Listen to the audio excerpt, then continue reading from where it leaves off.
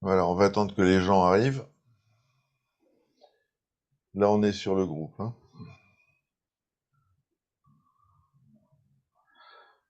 Bonsoir, bonsoir, bonsoir. Il est 21 heures précises, nous sommes à l'heure.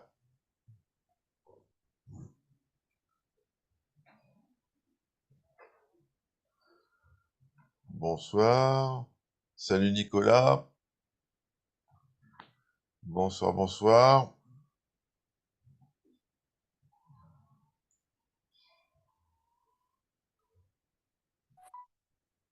Ah, les gens n'ont pas intérêt à être en retard, hein, je commence à l'heure, hein. 21 heures, c'est 21 heures, hein. Bonsoir Laurent, bonsoir Eric, bonsoir Thierry. On attend un petit peu, on va voir si ça se connecte bien. Bonsoir, bonsoir. Salut, salut Cédric. Bonsoir, bonsoir, bonsoir. J'attends un peu qu'il y ait des gens pour commencer, Je comprends. mais je ne sais pas si le compteur de gens qui regardent est vraiment fiable. Donc je ne sais jamais combien il y a de personnes qui regardent. Oh, c'est pas trop important, les gens qui Non, sont là. c'est pas très important de toute manière. Et comme après c'est publié sur YouTube, les gens peuvent regarder en replay. Oui, c'est.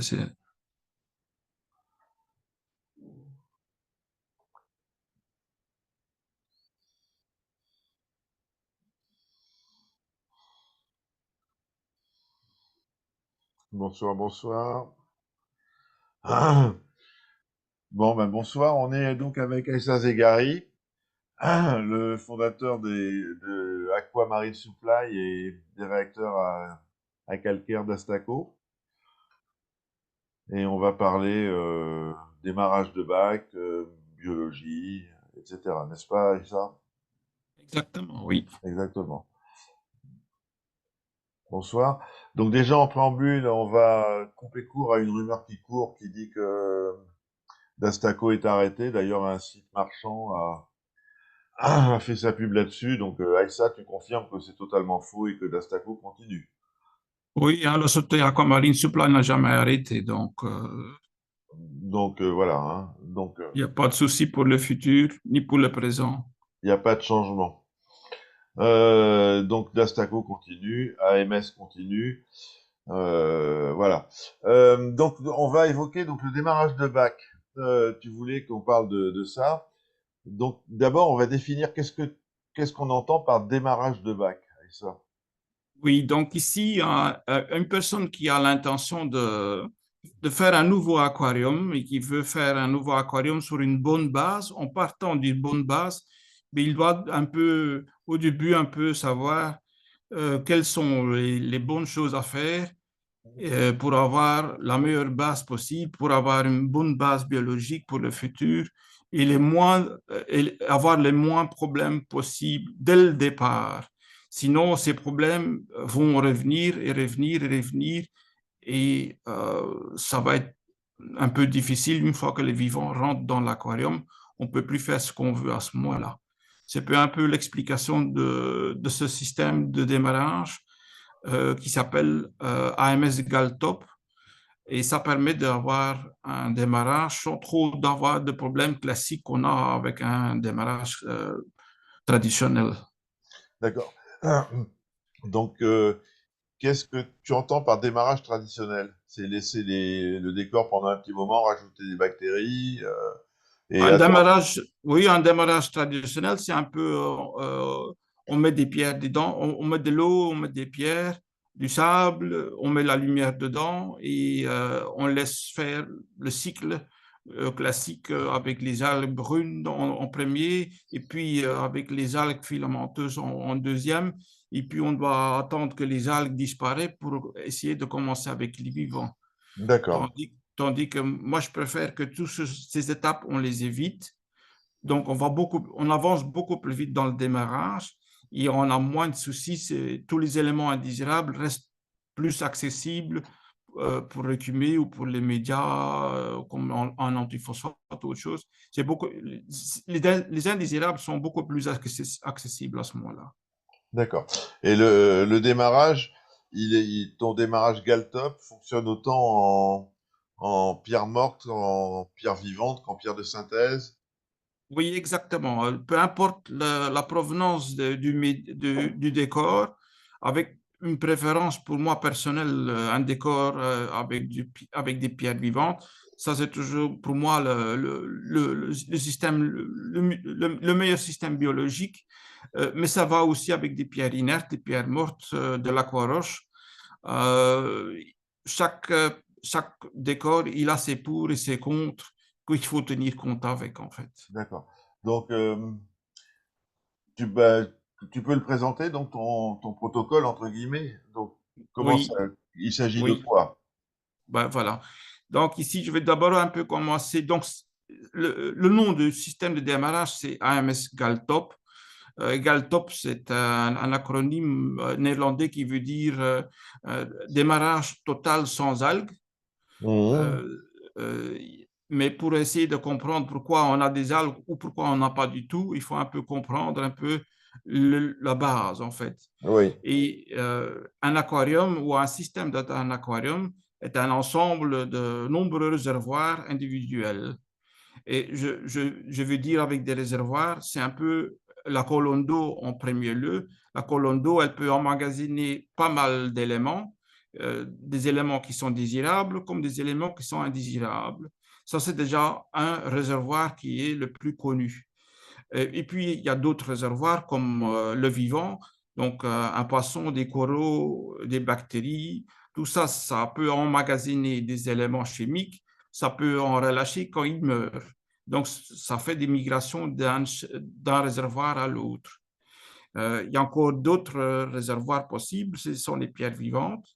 Le sable, que si on utilise un sable dans le fond, il y a les macroalgues comme les colerpes, etc., qu'on peut utiliser. Tout ça, ce mhm. sont des éléments qui contribuent à absorber des choses, mais ils peuvent aussi relâcher des choses. Donc, ça Oui, fonctionne comme des réservoirs, comme des mémoires, des éléments désirables comme des éléments indésirables. Maintenant, pour essayer d'éviter qu'on a des algues de démarrage, ben, il faut essayer de vider ou de ne pas remplir ces réservoirs quelconques. Donc, on va essayer de voir si on peut éviter que ces réservoirs se remplissent. Et s'ils se remplissent, il faut les vider à l'instant. Il ne faut pas les laisser dans l'eau, il ne faut pas les laisser dans le système. Sinon, il y a certains éléments qui vont se lier chimiquement au sable, d'autres dans les pierres vivantes. Et ça permet d'avoir des problèmes qui perturbent pendant des mois et des mois, voire des années, avant qu'on les perde dans le système. oui. Donc, ça, c'est un peu l'histoire. Qu'est-ce qu'il faut faire ou qu'est-ce qu'il ne faut pas faire pendant un démarrage? Il faut bien comprendre que ces réservoirs peuvent être bénéfiques comme ils peuvent être très Néfaste. embêtants. Ouais. Euh, et juste, là, je te coupe 2 secondes. Je voudrais ton avis pour un problème autre. Là, il y a un membre sur le groupe qui ne fait aucun ajout dans son bac. Il a un décor en marque rock de souvenirs. Oui. Il a quelques coraux type LPS, donc j'imagine des Euphilia, des choses comme ça. Et sans rien faire, il a du sable, le sable aquamédique, là, le nouveau sable de synthèse, enfin je crois que c'est du carbonate de calcium, chose comme ça. Sans rien faire, le KH, il monte à 12, sans rien faire, sans ajout, sans rien. Moi, et quand il fait un changement d'eau, le KH descend, et pouf, il remonte tout seul autour de 12. Moi, la seule hypothèse que j'ai eue, et on en a discuté un petit peu, c'est une dissolution du sable. Est-ce que tu penses que pourtant, il a un pH qui est normal, quoi, autour de 8, 8,2. Est-ce que tu penses que cette hypothèse est plausible? Euh, si l'épaisseur du sable est fin, c'est moins plausible. Ça peut être à ce moment-là un sable qui peut se décomposer dans des situations normales, mais à ce moment-là, c'est pas un sable classique. Si Ouais, le sable est épais, dans les basses régions, il y a des situations où ce que le pH est fort bas, et là, la dissolution est facile. C'est un peu voilà. comme le système Jaubert. Donc ça, Ouais, c'est possible. Mais il se peut que le décor en lui-même, on a utilisé des composants qui peuvent relâcher pas mal de choses aussi.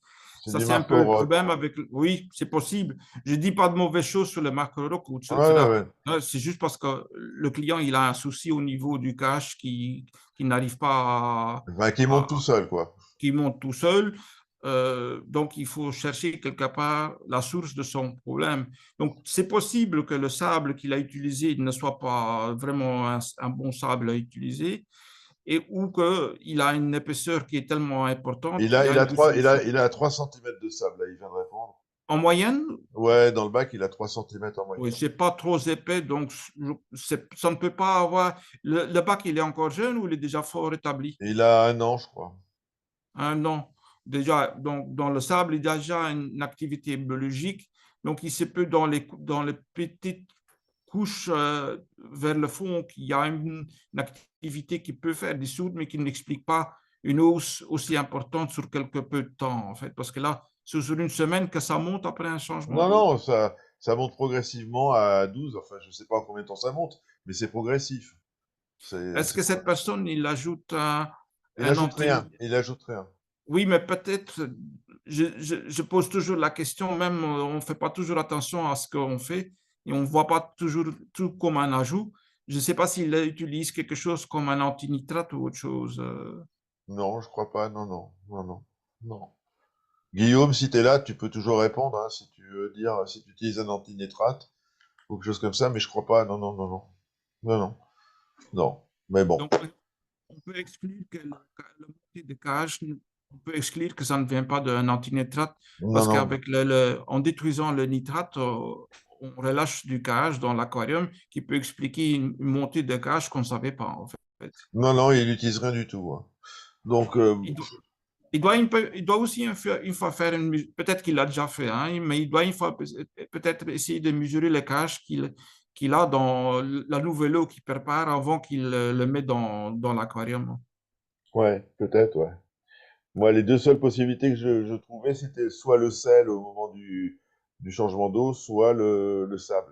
Apparemment, quand il fait sa nouvelle eau, quand il change de flotte, le cache diminue. Donc, le cache de la nouvelle eau est pas aussi haut. Mais bon, Oui. Ben, donc à ce moment-là, il nous reste que le décor ou le sable ou les deux.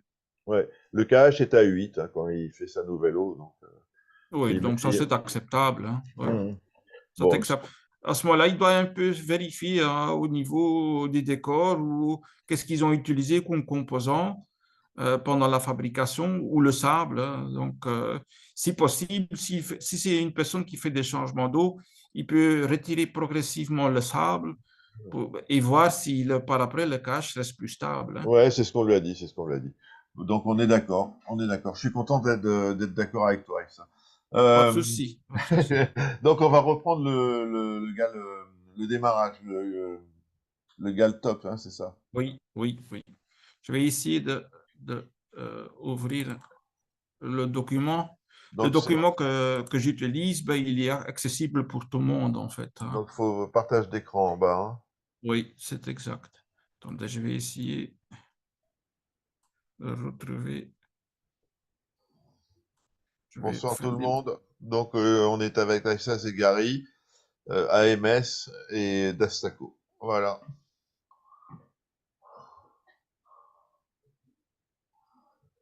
Et là, il va nous partager, on parle du démarrage, Galtop, son protocole que Laurent va bientôt essayer. Oui. Donc, c'est un protocole qui existe déjà presque 10 ans. Donc, c'est déjà un protocole qui s'est déjà maintes fois été utilisé par beaucoup d'utilisateurs. Et donc, c'est quelque chose qu'on sait, qu'on a des retours positifs de cette. Je crois que même Guillaume Gris, la personne qui nous a indiqué, il a même utilisé Ce aussi protocole. la méthode de démarrage, exactement. Euh, il y a encore d'autres personnes qui l'ont utilisé. Donc, ce qui est aussi bien, c'est on a la possibilité d'avoir des échanges pendant le démarrage. Et comme ça, on peut aiguiller un peu la personne parce qu'il y a peut-être des étapes qui se produisent un peu plus rapidement ou moins rapidement, et on peut réajuster un peu le protocole vis-à-vis de la Ouais. réalité actuelle chez la Là, personne. là, Guillaume confirme, il dit en effet c'est top, pas d'algues. Voilà. Euh, Euh, Tu l'as ton document, Aïssa? oui, je l'ai devant moi, mais je ne sais pas si j'ai bien fait pour le partager, en fait. Non, c'est partage d'écran, c'est en bas, la petite flèche verte. Oui. Attendez, j'ai beau à pousser, mais apparemment, La petite flèche verte en bas de Zoom. oui. Attendez, je vais encore une fois ici, hein. Ouais, Vous me voyez? ouais, ça partage pas là, hein. Ça partage pas. Ah, ça y est, on a commencé. Là, on est sur ton, on voit le dossier qui est pas encore Oui, ouvert. oui. Voilà. On voit maintenant le document? Pas encore, il n'est pas ouvert le dossier. On voit le bureau, on voit ton bureau avec les dossiers AMS, machin, et tout, mais on voit pas Attendez, le parce que, document. Il faut ouvrir le document. C'est pas la bonne fenêtre. oui. Attendez, comment je peux faire ici? Tac. Ah, Ah, et j'avais un petit écran qui était caché après ah, tout. d'accord, voilà. Ok. Voilà. Je ne sais pas si vous le voyez maintenant, le document. Non, on le voit pas. Allez, on va encore une fois ici. Je ne sais pas qu'est-ce que j'ai, mais je n'arrive pas à ouvrir l'application Zoom. Non, Vous me là, voyez Zoom. toujours? Ouais, ouais, Zoom, ça marche bien. Mais c'est sur Zoom, il y a en bas partager l'écran de l'ordinateur. En bas, il y a Oui, partager de l'écran. Donc, une fois que le document est ouvert, il faut que tu cliques sur partager l'écran. voilà. Euh, Voilà. Est-ce Là, on qu'on l'a. voit maintenant? C'est bon, c'est bon. Intro, équilibre dans un aquarium. Voilà. Là, on l'a. OK. Donc ici, j'avais déjà parlé un tout petit peu des fonctions des différents réservoirs qui sont importants à savoir dans un aquarium. Euh, donc, pour qu'il y ait des algues qui se propagent dans votre aquarium, il faut avoir déjà, comme pour commencer, de la place pour les algues. Il faut avoir la lumière pour faire la photosynthèse. Et il faut avoir les éléments chimiques nécessaires pour que les algues peuvent se reproduire et se répartir sur le décor ou dans l'aquarium. Mhm. Et déjà, pendant tout le processus de démarrage, j'invite aux clients de ne pas utiliser de la lumière. Donc, ça va déjà permettre aux algues de ne pas faire de la photosynthèse et ça va déjà fortement éviter que les algues se propagent sur le décor ou dans tout l'aquarium. Ce qui est possible de faire, c'est démarrer, si on a la possibilité, c'est de démarrer un refuge à colère. Donc, le refuge à colère, c'est quelque chose qui est un concurrent pour les algues indésirables dans l'aquarium. Et les colerpes sont plus accessibles que les algues dans l'aquarium. C'est un peu plus chiant d'enlever des algues que d'enlever des colerpes dans un refuge, en fait. Colère, est-ce que la Caetomorpha fonctionnerait aussi ou pas? Oui, hein, euh, en principe, pour l'idée de la concurrence, chaque colerpe est bon, en fait. Mais tous les colerpes ne sont pas bonnes pour utiliser en toute sécurité. Il y a des colerpes, si on les introduit dans un refuge ou dans un aquarium, s'ils ne sont pas mangeables par les poissons, il se peut qu'on a, au lieu d'avoir des algues filamenteuses pendant le démarrage, qu'on a une prolifération des algues, des colerpes dans l'aquarium dont personne ne veut les manger. Donc, on D'accord, déplace un tout petit peu le problème à ce moment-là. d'accord, d'accord. Donc, il faut utiliser toujours une colerpe dans un refuge qui est mangeable par les poissons. Si par malheur, il y a une partie de colerpe qui s'installe dans l'aquarium, c'est pas grave. C'est une nourriture normale. Ils vont être broutés par les chirurgiens, donc aucun problème. C'est pour ça que je préfère d'utiliser certains types de colerpes où il n'y a aucun problème avec, de ne pas utiliser du n'importe quoi comme colerpe dans un système. Mais le colerpe brachytipus, c'est un bon choix, comme la chaetomorpha, c'est aussi un très bon choix, en fait. D'accord.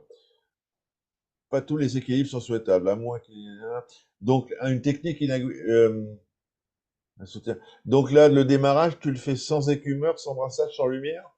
Non, non. Donc, on va essayer de quand même utiliser toute la partie technique de filtration parce que D'accord, pendant un démarrage, il y a des éléments qui vont se libérer.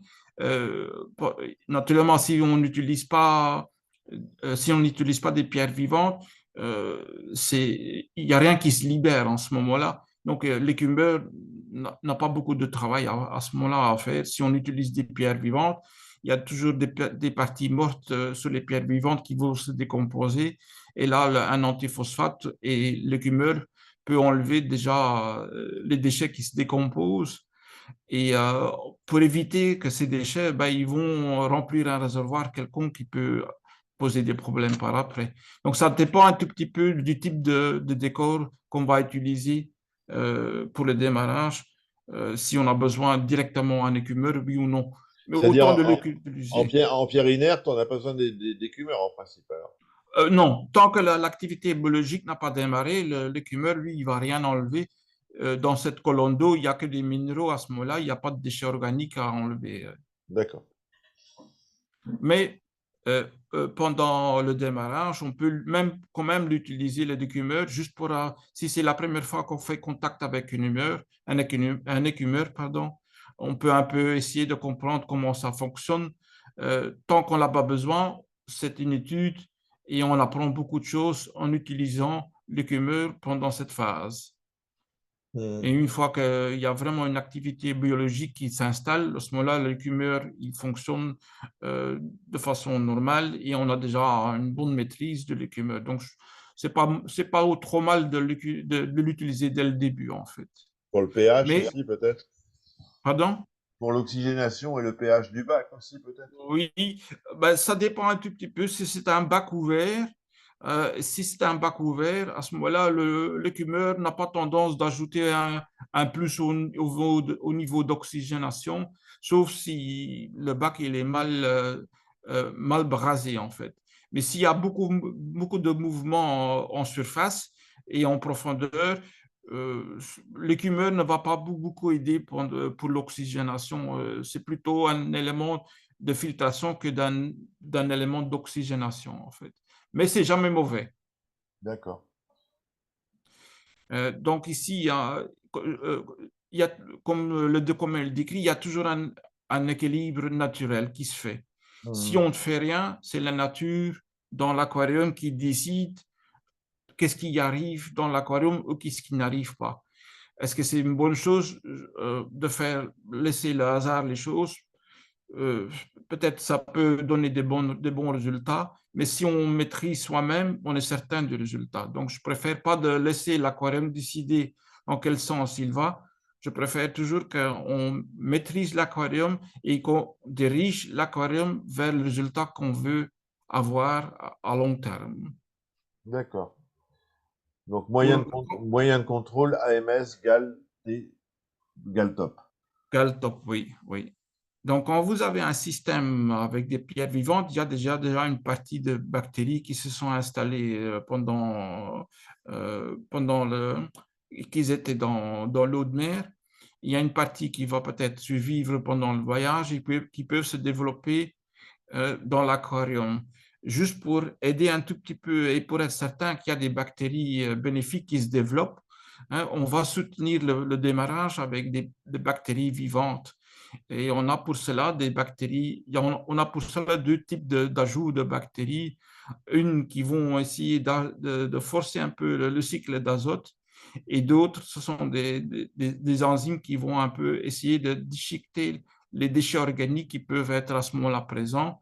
Et en déchiquetant ces déchets organiques, ben, on va les liquéfier et à ce moment-là, l'écumeur peut les enlever de la colonne d'eau et du système d'aquarium. Toujours pour essayer de garder les réservoirs possibles des indésirables le plus bas possible. Hein, je vais me montrer un tout petit peu les bactéries qui sont disponibles. Ouais. On a des petits bouteilles comme des grandes Eh, bouteilles. C'est un peu. ouais. Est-ce qu'il y a encore d'autres documents ou on arrête le partage d'écran avec ça? Pardon?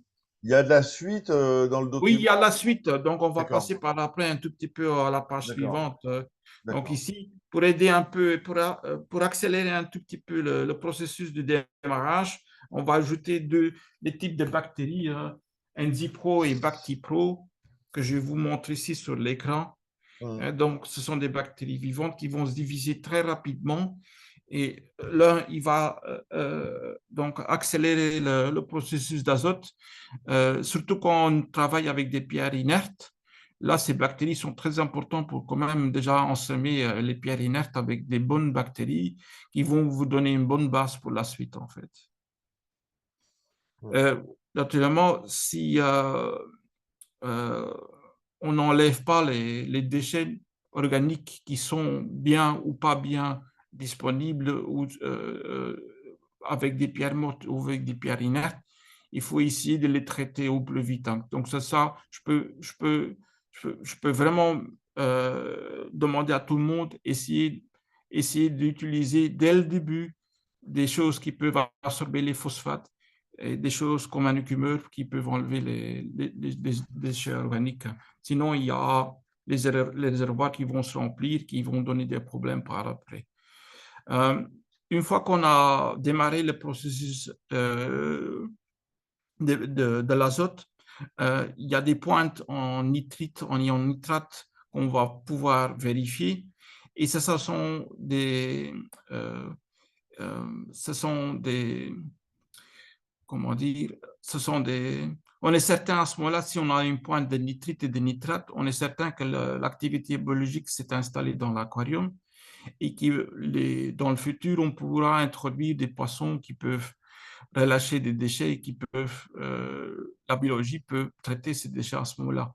L'absence des pics de nitrite et de nitrate, c'est un peu problématique parce qu'on ne sait pas si la masse biologique présente dans l'aquarium est prête pour recevoir le premier vivant, en fait. Donc, c'est Est-ce que toi, tu mesures l'ammoniac ou pas? non, pas spécialement, vu que c'est plus facile de mesurer les nitrites et les nitrates, et surtout les nitrates, que de vouloir essayer de mesurer les ammoniacs. Vu qu'on a des nitrites, on est certain qu'on a eu de l'ammoniac. Vu qu'on a des nitrates, on est certain qu'on a eu des nitrites. Donc, si par exemple, on fait juste un suivi des nitrates, c'est bon aussi pour la chaîne, pour la cycle d'azote, en fait. Hmm. Donc, hein, on apprend Non, c'est toujours. parce que les Américains, ils testent tout le temps l'ammoniac, enfin, etc. C'est c'est deux trucs différents, quoi. On voit que en Europe, on est moins ammoniac qu'aux États-Unis, quoi.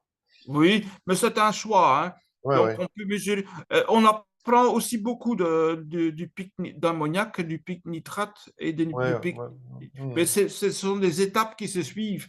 ouais, Et on ouais. voit un tout petit peu, si on suit déjà l'étape de l'ammoniac, on peut déjà un peu prédire quel sera le résultat au point final. Donc, c'est bon de se faire un suivi de l'ammoniac. J'ai rien contre ça. Est-ce que c'est utile de savoir? Pas spécialement, parce qu'on peut savoir aussi avec les nitrites et les nitrates, on peut avoir les mêmes informations. Mais Ouais, ouais, ouais. on peut faire le tout, donc il n'y a aucun problème dans ce sens-là. Hmm. Euh, Tac, tac. La suite. Ah, bah oui. voilà, ça arrive. Donc, euh, avant de mettre les pierres vivantes, naturellement, on va d'abord préparer l'aquarium. On va faire donc l'installation des conduits en PVC. Et on va essayer de remplir l'aquarium d'abord avec de l'eau de robinet pour voir s'il n'y a pas de problème de fuite quelque part pour tester le système. On va essayer de régler aussi hein, le débit de la pompe de remontée qui est important à savoir que le peigne de la surverse, ben, c'est lui qui va un peu euh, déterminer à quelle puissance on peut monter la pompe de remontée. Si le peigne est un peu trop petit, ben, le niveau d'eau dans l'aquarium montera trop haut et on va devoir diminuer la puissance de la pompe. Si le peigne est assez large, il laissera passer beaucoup d'eau et le niveau d'eau restera un peu raisonnable dans l'aquarium. Là, on peut aussi un peu régler les vannes, les robinets des sorties d'eau pour essayer d'avoir le moins de bruit possible. Et pour essayer de rincer l'aquarium, s'il est nouveau ou si c'est une occasion, on peut aussi le désinfecter avec du sel de cuisine, juste pour être certain on n'a rien de mauvais qui est présent dans l'aquarium. Et après 24 heures, on vide l'aquarium complètement et on le nettoie. On peut commencer avec de l'eau osmosée impeccable avec du sel. Il y a certains, j'ai quelques préférences pour des marques de sel, euh, pas parce que j'ai des actions envers ces sels-là ou ces fabricants-là, je n'ai pas d'action du tout dans ce sens-là, mais c'est parce que je vais avoir des bons paramètres dès le début. Et on a fait des tests sur différentes marques de sel, des tests labo, pour vérifier quel sel a des bons résultats sur des tests labo. Juste pour être certain qu'on ne démarre déjà pas avec des valeurs qui sont un peu compliquées, trop hautes ou avec des indésirables dans le mélange de sel et qui peut par après s'incruster dans le sable ou dans le décor. C'est la raison pourquoi j'ai une préférence pour certaines marques, pas pour la marque en elle-même, mais pour la qualité de ce sel. Même dans cette même marque, des fois, il y a des différents types de sel. Et l'un peut être bon, tandis que l'autre ne peut pas être bon. Donc ça, c'est un peu la raison pourquoi je mets en avant Le un, Tropique un, Marin Pro Riff. D'accord. oui, oui. Avant, j'avais le Royal Nature Iron Balance Pro. Pour moi, c'est toujours le meilleur sel pour l'instant sur le marché qui contient le moins de problèmes avec des indésirables et avec des paramètres les plus naturels possibles. Mais vu le problème de disponibilité, on a pris un deuxième choix qui est plus accessible en fait. Mais le Royal Nature reste toujours le premier. Si c'est possible de l'avoir, autant de l'utiliser. Si du Tropique Marin Pro Rive est plus facile à accéder, bah, c'est un bon deuxième choix à ce moment-là. D'accord.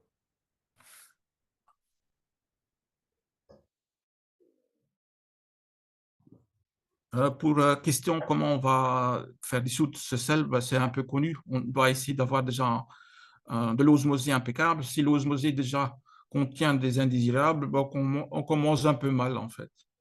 Donc ça commence déjà mal. On va déjà emmagasiner les pierres et des sels, pardon, et le sable avec des silicates qu'on ne veut pas et qui peuvent donner des problèmes. Donc il faut être certain de son osmosée. Il ne faut pas trop lésiner sur les investissements.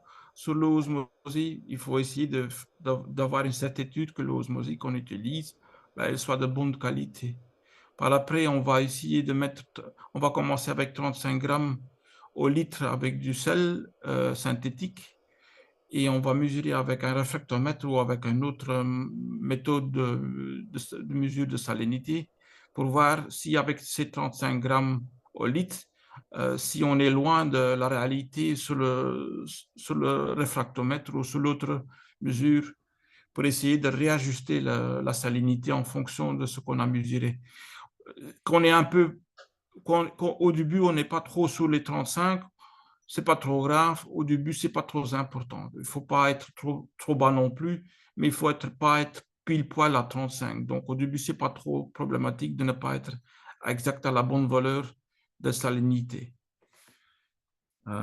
Donc, j'avais déjà parlé que l'écumeur, c'est quand même quelque chose qui est important au démarrage.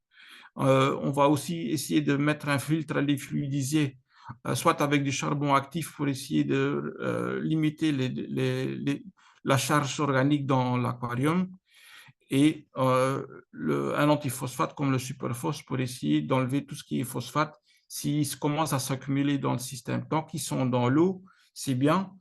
Un antiphosphate peut retirer les phosphates dans l'eau. Une fois que les phosphates se sont liés dans le sable ou dans les pierres, ça devient inaccessible pour l'absorbeur de phosphate.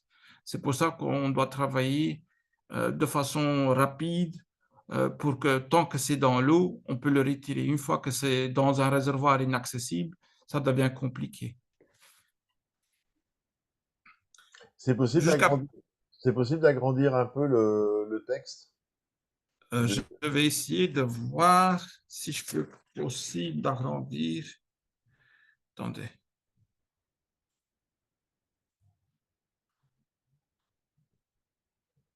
Non, je fais des bêtises.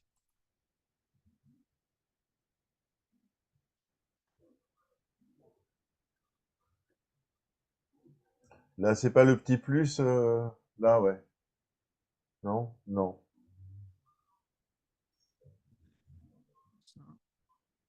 Il n'y a pas le zoom. Essayer de faire autrement. Ah oui, c'est en haut à droite, là où il y a la loupe. Là, ouais, peut-être. Ça Ça, agrandit. c'est pour chercher un Ah, texte. d'accord, c'est pas le zoom. Je vais essayer de voir si je peux. Ouais, là, peut-être. Voilà, plus. Oui, voilà. Voilà, c'est Je ne sais bien. pas si c'est Là, plus ouais, lisible maintenant. c'est parfait, parfait. Oui. Voilà, c'est bien. Donc, donc ici, encore une fois, pour essayer de limiter la charge organique, on va utiliser un charbon actif dans un filtre à fluidiser. Et la même chose pour les phosphates, un antiphosphate pour essayer de réduire le plus vite possible le taux de phosphate dans l'eau pour qu'il ne migre pas vers le sable ni vers le décor, en fait. Ça, Euh, c'est tout ça, tout ce que tu dis, c'est dans le protocole de démarrage que tu exact, as mis au oui. point, hein. Donc, Oui, exact. dès le départ, charbon et résine antiphosphate. C'est ça. Parce D'accord. que euh, on parle des réservoirs qui peuvent absorber pas mal de déchets indésirables, mais on ne veut pas que les réservoirs se remplissent. Donc, au plus vite qu'on les enlève de l'eau dans la colonne d'eau, au moins que les réservoirs se remplissent, en fait. D'accord. Et chaque fois, il y a marqué aussi à chaque fois sur quel jour il faut faire quoi. Donc, c'est un peu un descriptif, un planning qu'on peut suivre euh, et qui permet d'avoir une idée à quelle vitesse on évolue dans un aquarium. Mais toujours avec les lumières éteintes, pour comme ça, avec les déchets organiques qui se libèrent dans l'eau, ben, les algues ne peuvent pas se développer parce qu'il n'y a pas de lumière sur l'aquarium.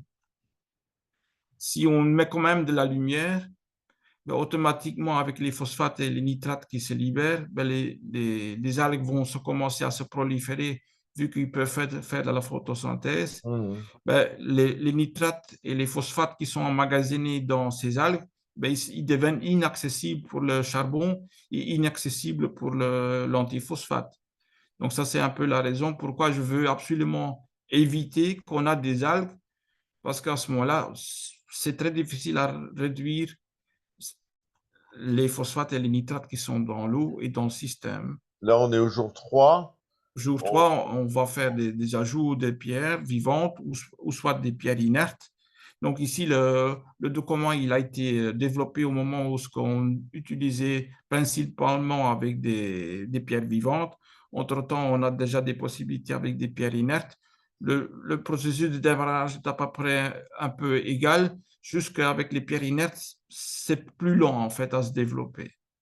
Donc avec des pierres vivantes, on avance beaucoup plus rapidement. Donc ici, il y a un peu un descriptif du cycle d'azote en bref dans le document. Ça, je ne vais pas l'expliquer.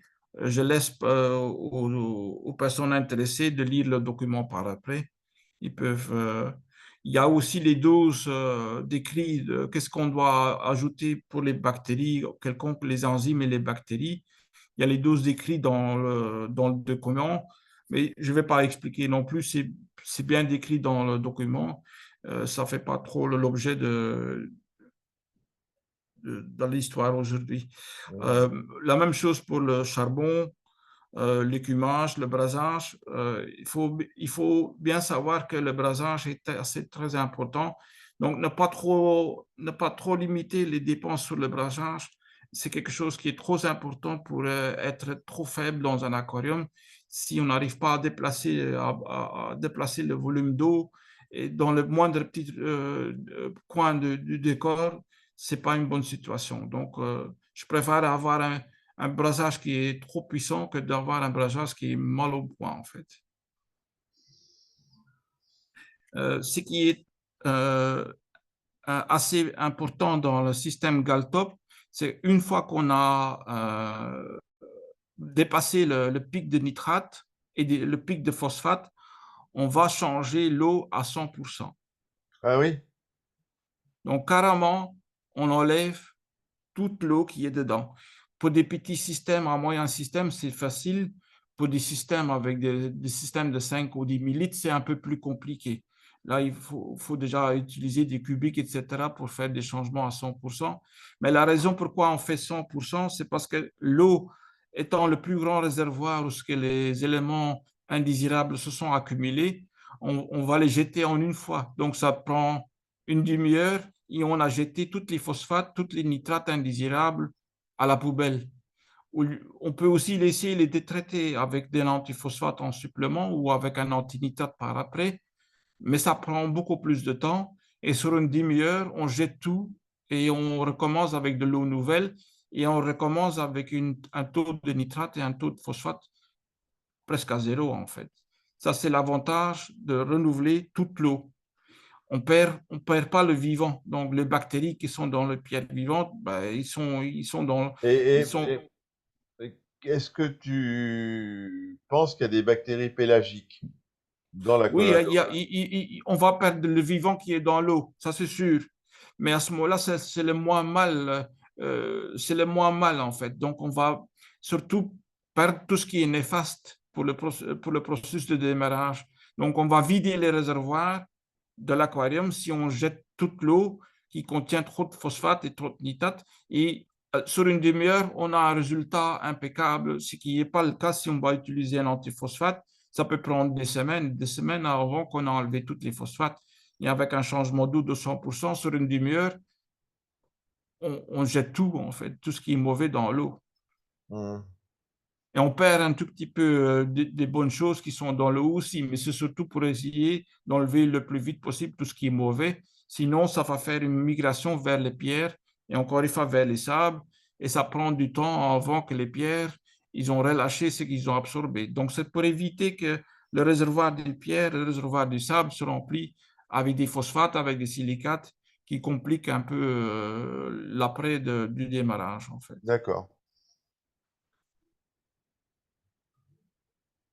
Une fois qu'on a renouvelé l'eau, on peut réactiver de nouveau l'écumeur, on peut réactiver Les les résines, le filtres. charbon. Oui, tout ça comme prévention. Hein. S'il y a encore des processus qui relâchent encore des choses, ben automatiquement, autant de les enlever directement. Hein.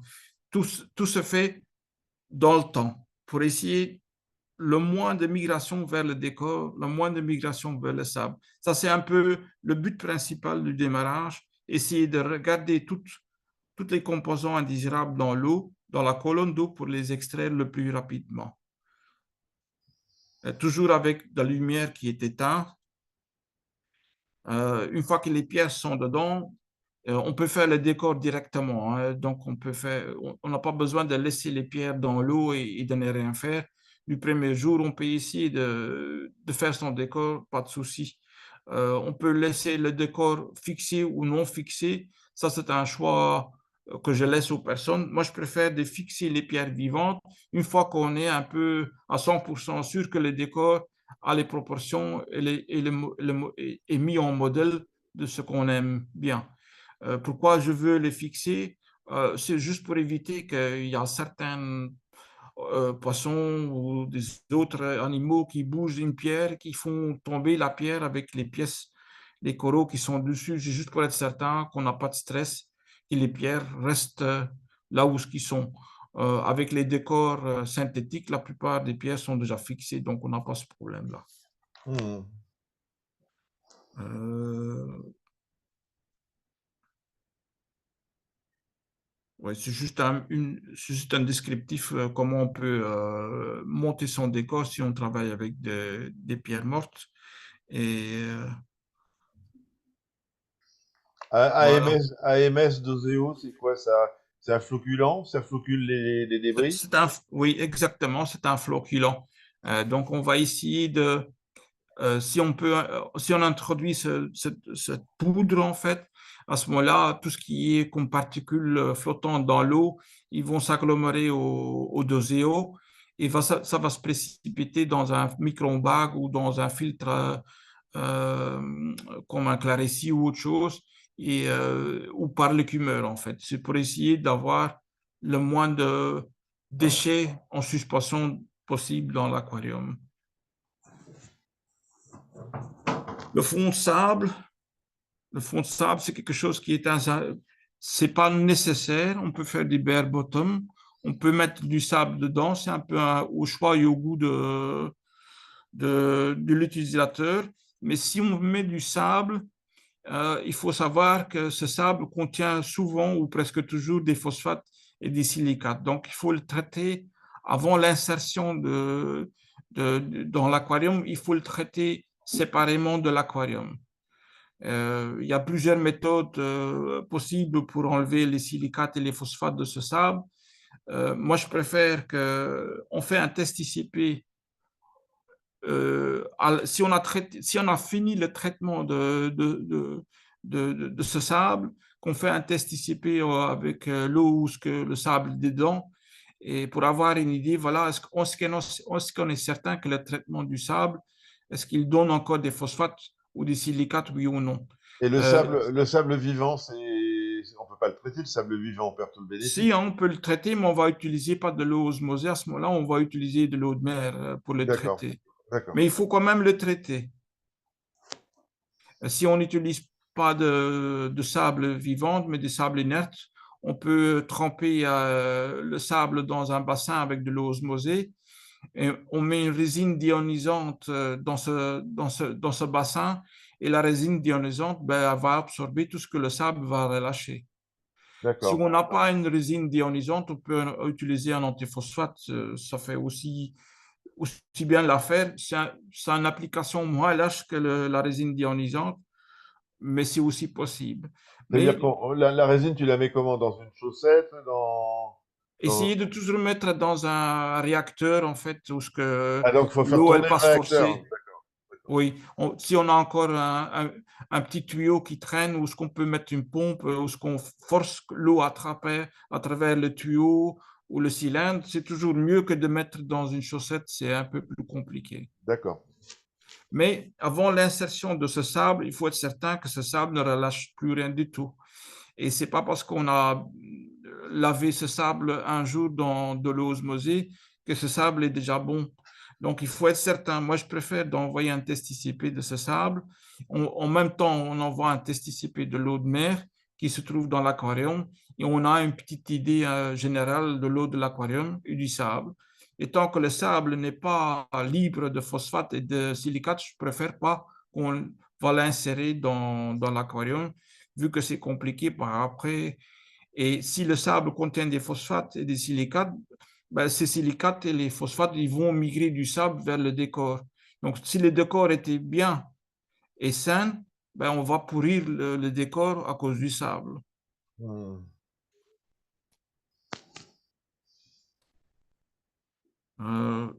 C'est un peu aussi important de choisir le bon sable. Ne pas choisir du n'importe quoi à mettre dedans. Parce que sinon, on peut avoir une introduction d'éléments qu'on ne veut pas. Donc, on doit toujours faire un peu attention au niveau de l'achat du sable qu'on utilise. Mais encore une fois, le sable, c'est pas obligatoire. C'est plutôt un goût esthétique et ça peut être intéressant pour les coraux parce qu'il y a une réflexion au début de la lumière du bas vers le haut. Cette réflexion, elle perd son efficacité quand le sable commence un peu à se ternir. Mais au début, c'est quand même un plus à ce moment-là.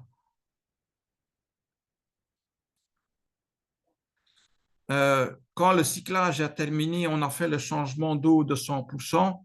Il se peut qu'on ne fait pas de changement d'eau de 100% aussi. Hein. Donc, si on voit que les nitrates, ils ont fortement, après le pic, ils chutent d'eux-mêmes assez rapidement, on ne fait pas de changement de 100% non plus. Sauf si les taux de phosphate restent très hauts. là, on fait quand même d'office le changement d'eau. Donc, ça dépend un tout petit peu du processus actuel chez la personne. C'est la raison pourquoi je préfère aussi d'avoir un contact approfondi avec la personne, juste pour l'aider à faire des choix, si on fait un 100% ou pas du tout, en fait, vis-à-vis de la situation locale. D'accord. Mhm. Une fois, quand est-ce qu'on va essayer de mettre la lumière sur l'aquarium? C'est au moment que soit les 100% de changement d'eau, ils se sont terminés et qu'on voit qu'il n'y a plus de montée de nitrate ni de montée de phosphate, et que l'aquarium est prêt à recevoir les premiers vivants, en fait. Je préfère, dans ce stade-là, d'utiliser l'espace qui est libre à mettre le plus possible de coraux dès le début, parce qu'on va éclairer toute la surface du décor. Et si on a une ou deux pièces de coraux, ben, il y a beaucoup de décors qui restent libres pour les algues qu'on ne veut pas. Et si on peuple quand même tout le décor le plus possible avec des coraux, ben, là où il y a les coraux, il n'y a pas d'algues qui vont se proliférer. Donc, il y a moins d'espace. Les réservoirs sont vides parce qu'on a tout fait pour qu'ils soient vides. Donc, les algues émergentes à ce moment-là, mais ils vont avoir difficile à se développer. Mhm. Et on va introduire quelques poissons brouteurs pour qu'ils gardent les algues qui sont quand même un tout petit peu en train de s'émerger, qui restent invisibles.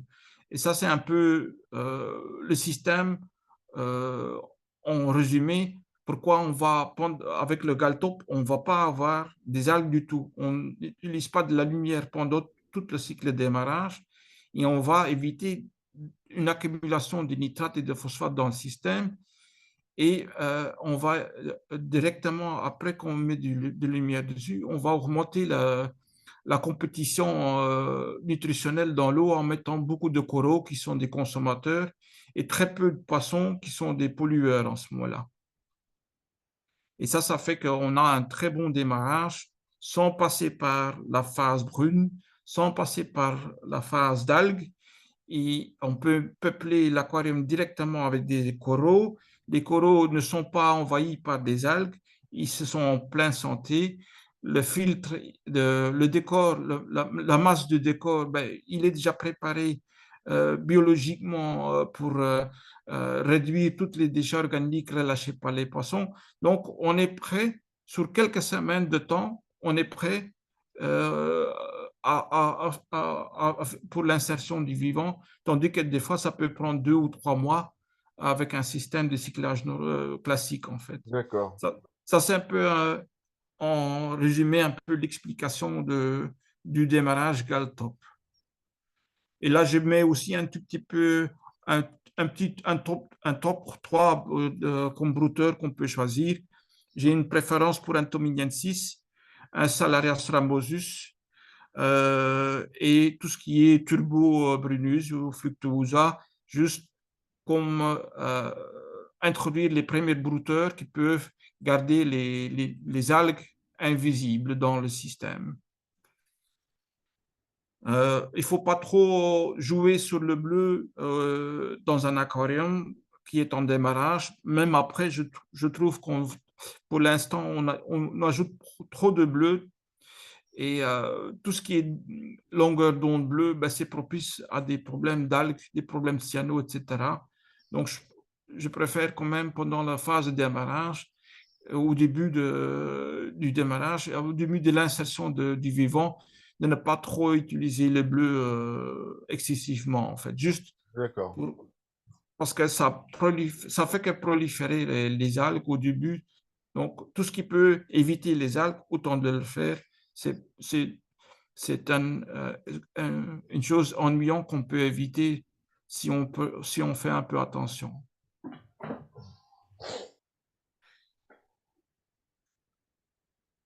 Et là, une fois que le stade est terminé, on va penser pour le futur et on va pouvoir commencer à avoir le plaisir de l'aquarium sans passer par les phases d'algues du tout.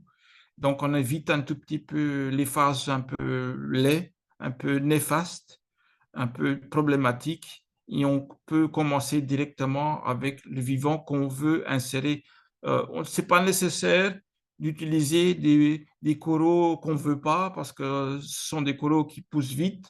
L'aquarium a été préparé de telle façon qu'on peut insérer déjà directement des SPS, des LPS, des mous. C'est pas nécessaire de commencer spécialement avec des mous. Si on veut faire un aquarium de mous, c'est bon aussi, hein, c'est pas interdit. Mais si on a un choix préférentiel pour d'autres espèces de coraux, on peut directement commencer avec des espèces de coraux qu'on souhaite en fait. C'est pas obligatoire avec ces systèmes de galtop de passer d'abord avec d'autres types de coraux juste pour aider le démarrage. On a déjà fait le nécessaire pour avoir la meilleure eau, avoir des réservoirs vides et avoir un aquarium qui est prêt sans avoir des algues dans l'aquarium. Là, il y avait une question, le changement d'eau à 100%, on, on le fait même s'il y a les pierres dans l'aquarium, évidemment, hein. Exact, oui. Il faut bien préparer l'eau. Il faut avoir l'eau qui est déjà prête. Et une fois qu'on est certain que l'eau a une bonne composition, hein, qu'il y a assez de sel dans l'eau, on vide l'aquarium et sur quelques minutes, sur une demi-heure, on a vidé l'aquarium et on a rempli l'aquarium. Donc, ce n'est pas trop néfaste pour les pierres inertes ni pour les pierres vivantes.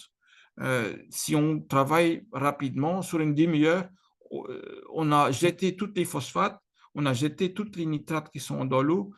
Sinon, si on ne le fait pas, ben, ça prendra des mois, des semaines pour enlever les phosphates et les nitrates dans l'eau.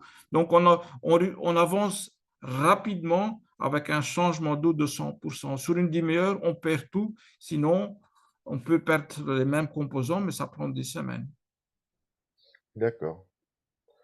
Et une fois que le bac est lancé, est-ce que il faut continuer les ajouts de Bacti-Pro dans une... Non, Non, c'est non. fini. Une fois que le cyclage a été fait, on est certain que la masse biologique dans l'aquarium, ben, elle est prête et elle est active et elle va faire son travail dans l'aquarium. Euh, Est-ce qu'il ne faut plus jamais ajouter des bactéries? Ça, c'est une autre discussion. Moi, je préfère de faire des ajouts de bactéries 3 fois par an. Et comme ça, on est certain qu'on a toujours les différentes souches de bactéries vivantes, des différentes souches de bactéries utiles dans l'aquarium, juste pour éviter qu'on a une monoculture de certaines bactéries. Euh, mais ça, ce n'est pas obligatoire, c'est plutôt un sens de prévention pour éviter le plus possible d'avoir des diatomites, d'avoir des dinoflagellés, d'avoir des cyanos, etc. C'est plutôt envers ce sens-là que je préfère d'avoir toujours un bon mix de bactéries dans l'aquarium à tout moment. Mais il ne faut pas les ajouter tous les jours, ce n'est pas nécessaire. Une fois que le processus de démarrage a terminé, on attend quelques mois et à ce moment-là, on peut refaire une nouvelle cure de bactéries. D'accord, d'accord. Mais Ok. c'est à 100% garanti qu'on n'a pas d'algues de démarrage. Ça, c'est quelque chose qui a Donc, été prouvé. les gens qui lancent un aquarium, qui souhaitent démarrer avec ce protocole, tu leur proposes, et bien évidemment, un suivi personnalisé, c'est ça, hein? Exactement, oui. Parce que Hein. une personne qui commence avec un aquarium récifal, forcément, il n'a pas toujours les connaissances complètes. Il se peut que c'est une personne qui est bien instruite, qui connaît assez bien la chose. À ce moment-là, je n'ai pas besoin beaucoup d'avoir une conversation avec ces personnes. Mais avec des personnes, souvent, la plupart des gens, ils n'ont pas les connaissances adéquates au démarrage et ils peuvent s'appuyer sur moi, sur mes connaissances pour leur aider et pour réajuster un peu les étapes qui sont décrites dans le document. Ils peuvent suivre le document, mais ils peuvent aussi communiquer leur évolution avec moi et je peux leur guider en même temps un tout petit peu dans le processus de démarrage. Ça fonctionne très bien. Il y a un bon courant qui passe entre l'utilisateur et moi et on est certain du résultat. D'accord. La base, quand même, dès le départ, c'est d'avoir un osmoseur de super qualité. D'avoir, Exact, hein, c'est très important, exact, ça. Très exact, important. exact. tout ce qui peut apporter des éléments néfastes, on doit les éviter. Parce que ce sont les éléments néfastes qui reviennent et qui reviennent et qui reviennent et qui sont très difficiles et très chiants à résoudre par après. Donc, si au début, on peut faire beaucoup de choses parce qu'il n'y a pas de vivant dedans, mais une fois qu'il y a le vivant dedans, on ne peut plus faire des changements de 100%, c'est impossible. Donc, on doit recourir à des antiphosphates et des antinitrates, et qui fait que ça dure longtemps. Et s'il y Mhm. a le décor qui a absorbé beaucoup de phosphate et des silicates, ça dure encore beaucoup plus longtemps. Mais Ouais, avant qu'il y ait le vivant dedans, si on travaille rigoureusement et très vite, on peut faire beaucoup de choses à une grande vitesse. d'accord. Donc, une fois que la personne a démarré, qu'elle est contente, qu'elle a son bac avec ses coraux, tu proposes un suivi personnalisé aussi avec l'analyse des ICP et les compléments éventuels qu'on doit mettre. C'est-à-dire Oui, que Aquamarine Supply, AMS, a toute la gamme d'oligo-éléments, de produits à rajouter éventuellement dans l'aquarium en fonction de oui, l'ICP. Et c'est toi qui analyse l'ICP du client et qui oui. préconise les dosages, etc., etc. Hein. C'est ça. Donc, ça, c'est la deuxième étape. La première étape consiste à avoir une eau parfaite dès le début. Donc, ça permet déjà d'enchaîner avec la deuxième étape, avec un suivi personnalisé au moyen des tests labo. Au moyen des tests labo, on va prendre des actions. C'est un peu, on va ajouter des KH parce qu'on a mesuré le KH. On ne va pas ajouter des KH sans savoir qu'est-ce qu'est la valeur. C'est un peu la même raison pour tous les autres éléments. On fait un ajout d'un élément parce qu'on sait sa valeur ou on n'ajoute pas du tout si on ne sait pas. Et c'est avec un suivi personnalisé que je donne des instructions à la personne, qu'est-ce qu'il doit faire et surtout ce qu'il ne doit pas faire, juste pour éviter que la personne fait des investissements qui ne sont pas utiles ou qui D'accord, sont, ou qui sont contraignants pour l'aquarium en fait. d'accord. Tu conseilles aux aquariophiles de tester leur cache tous les jours, tous les 2 jours, toutes les semaines? Euh, Ici, au début, c'est intéressant quand on démarre un balling ou un réacteur à calcaire. C'est intéressant de faire tous les jours pour avoir un suivi, pour comprendre un peu l'évolution de ce qu'on fait et pour réajuster en vitesse. S'il y a une dose qui est trop forte, ben, on peut réajuster en vitesse pour éviter qu'on a des hausses ou des creux trop importants. Mais une fois qu'on a trouvé le bon équilibre, là, une mesure tous les semaines, c'est bon. Donc, à ce moment-là, on va vérifier plutôt pas pour faire des corrections, mais pour essayer de suivre l'évolution de la consommation qui se fait dans l'aquarium et pour réajuster les doses vis-à-vis de la consommation qui peut croître de semaine en semaine. Mais c'est plus pour faire des corrections, c'est juste pour rester en équilibre avec la croissance. Donc, une fois par semaine, par après, c'est une bonne chose. Au début, une fois par jour, c'est une meilleure solution au début. D'accord. Et quel est ton avis sur les solutions qui proposent tous les oligos mélangés entre eux? Est-ce que tu crois que c'est jouable ou il n'y a pas des phénomènes d'oxydation entre oligos, etc.? AMS a choisi pour cette raison-là d'avoir des oligo-éléments tout à fait séparés. Hmm, Parce que euh, l'effet, je vais prendre un effet qui est très connu. Si on mélange du KH et du calcium dans la même bouteille, ben, automatiquement, il y a une réaction chimique qui va se faire dans la bouteille au lieu qu'elle se fait dans l'aquarium, qui a un plus grand volume d'eau que dans la bouteille d'eau. Et on sait qu'on ne peut pas faire un mélange de KH et de calcium parce que ça va interréagir chimiquement entre eux. C'est un peu la même histoire avec les oligoéléments. Il y a certains oligoéléments qu'on peut mélanger, mais il y a d'autres oligoéléments surtout qu'on ne peut pas mélanger parce que avec ils ont des effets d'oxydation l'un sur l'autre et qui peuvent à ce moment-là transformer l'élément qu'on avait comme de base dans un nouveau élément. Allez, pas un nouveau élément, ça reste toujours le même élément, mais l'oxydation, le stade d'oxydation change et cet élément, bénéfique. au lieu d'être soluble, devient insoluble, donc impratique à l'utilisation, et les vivants ne peuvent pas les utiliser non plus s'ils sont insolubles à l'eau. Donc, il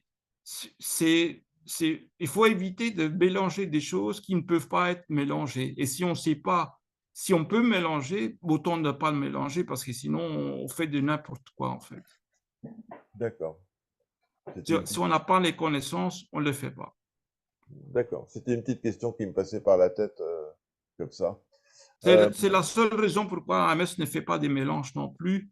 Je ne suis pas contre les mélanges. Il y a certains éléments qu'on peut mélanger, mais on ne peut pas mélanger tout c'est impossible. C'est pas bon. On crée des situations chimiques qui ne sont pas bonnes, en fait. d'accord. Moi, là, bah, pour rebondir là-dessus, moi, j'ai un tout petit aquarium, hein, et j'utilise les produits tropiques marins, le All for Reef.